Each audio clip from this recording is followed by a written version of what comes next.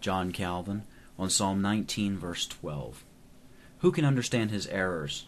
Cleanse thou me from secret faults. Who can discern his errors? Forgive my hidden faults.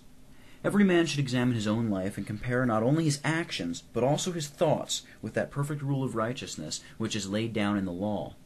Thus it will come to pass that all, from the least to the greatest, seeing themselves cut off from all hope of reward from the law, will be constrained to flee for refuge to the mercy of God. We should remember that we are not guilty of one offense only, but are overwhelmed with an immense mass of impurities.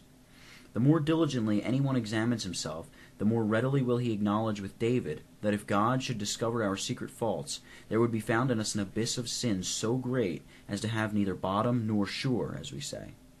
For no man can comprehend in how many ways he is guilty before God. From this it also appears that the papists, who are bewitched and chargeable with the grossest hypocrisy, when they pretend that they can easily and speedily gather all their sins once a year into a bundle.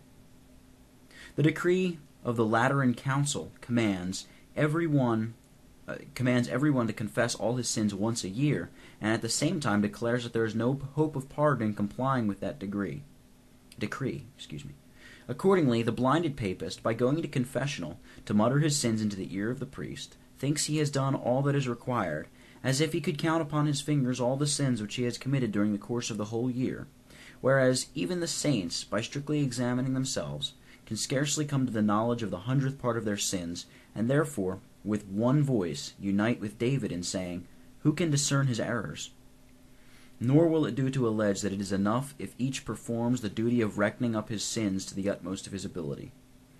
This does not diminish in any decree the absurdity of this famous decree. As it is impossible for us to do what the law requires, all whose hearts are really and deeply imbued with the principle and of the fear of God must necessarily be overwhelmed with despair, so long as they think themselves bound to enumerate all their sins in order to their being pardoned. And those who imagine that they can disburden themselves of their sins in this way must be persons altogether stupid.